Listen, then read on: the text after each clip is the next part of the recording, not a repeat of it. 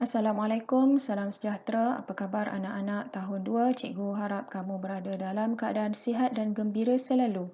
Baiklah, pada hari ini kita akan teruskan pengajaran dan pembelajaran Bahasa Melayu tahun 2 kita, aspek tata bahasa, kata tanya. Dan kita akan merujuk pada buku teks muka surat 68. Marilah sama-sama kita merujuk buku teks muka surat 68 sekarang. Pada muka surat 68 ini, kamu akan nampak aspek tata bahasa kata tanya dan tajuknya ialah baju kurung kedah. Baju kurung kedah ialah salah satu pakaian tradisional wanita di negeri Kedah. Mari kita baca maklumat yang berada di sini. Lawatan sambil belajar ke Muzium Negeri Kedah. Tarikh 25 hari bulan 5 tahun 2020. Hari Jumaat, masa 8.30 pagi. Peserta, murid-murid tahun 2 Bestari. Sekarang mari kita baca keempat-empat ayat tanya di dalam kotak berwarna hijau ini. Apakah program yang disertai oleh mereka? Kemanakah murid-murid itu pergi melawat? Murid-murid pergi melawat ke sana bila? Yang pergi ke sana siapa? Baiklah anak-anak, apa yang kamu baca tadi ialah ayat tanya. Ayat tanya mestilah mempunyai kata tanya. Apakah kata tanya? Kata tanya ialah kata untuk menyoal atau menanyakan sesuatu perkara. Contohnya, apa, siapa, mana, bila, bagaimana dan mengapa. Ini ialah kata tanya. Apa, mana, bila, siapa. Anak-anak, kata tanya mestilah diikuti dengan partikel kah apabila digunakan pada awal ayat. Contohnya, apakah? Partikel kah juga boleh digunakan pada mana-mana kata tanya seperti bagaimanakah, manakah.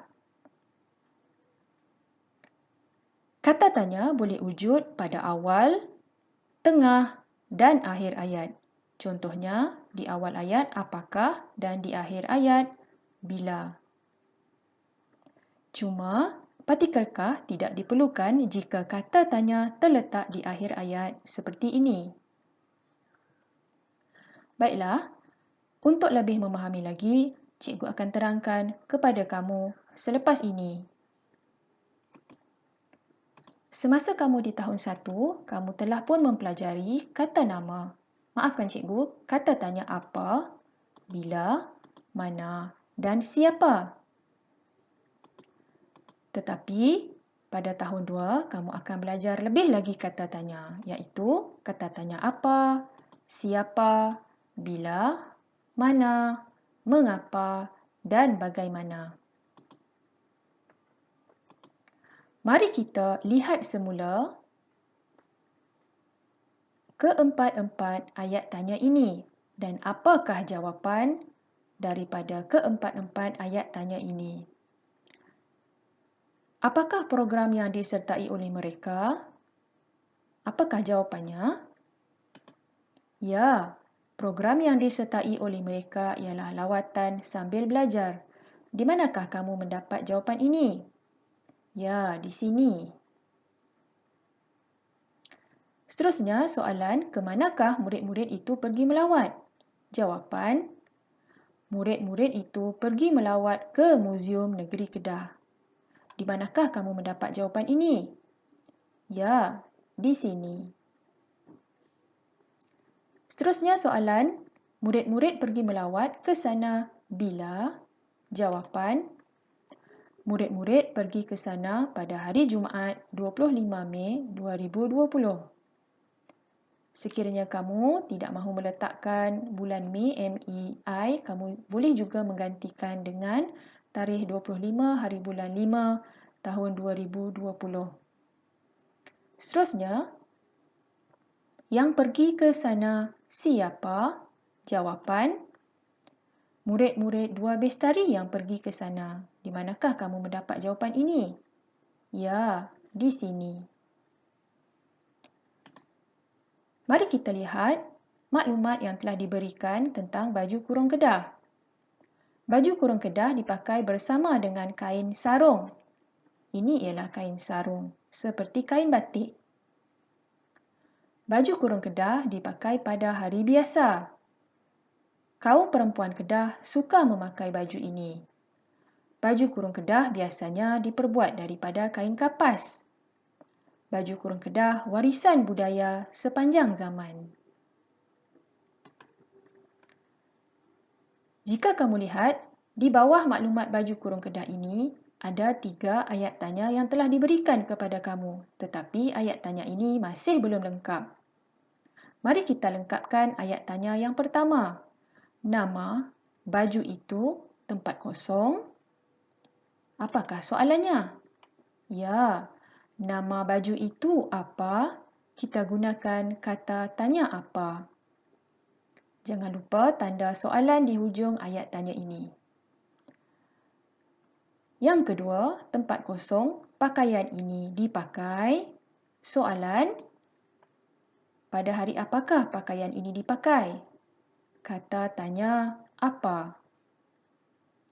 Dan kita tambah di hadapannya pada hari apakah. Kerana di dalam maklumat ini ada mengatakan baju kurung Kedah dipakai pada hari biasa. Jadi, kita bina soalan pada hari apakah pakaian ini dipakai. Soalan yang ketiga, tempat kosong yang memakai pakaian ini. Kita gunakan kata tanya siapa ditambah dengan partikel kah. Siapakah yang memakai pakaian ini? Jawapan, kaum perempuan Kedah suka memakai baju ini. Tiada masalah jika kita menggunakan perkataan pakaian walaupun di dalam maklumat yang diberikan baju.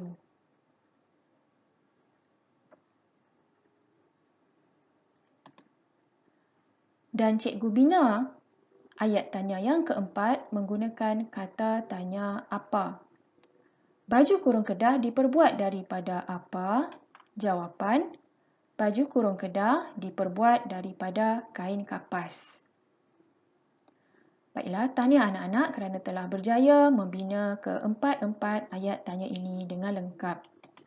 Sekarang, mari kita lihat aktiviti 5 berdasarkan buku aktiviti muka surat 76.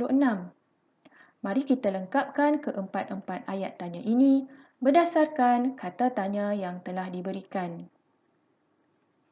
Busana tradisional Perak. Terkenal di negeri Perak, biasanya pakaian ini dipakai oleh pengantin ketika bersanding dalam adat perkahwinan negeri Perak.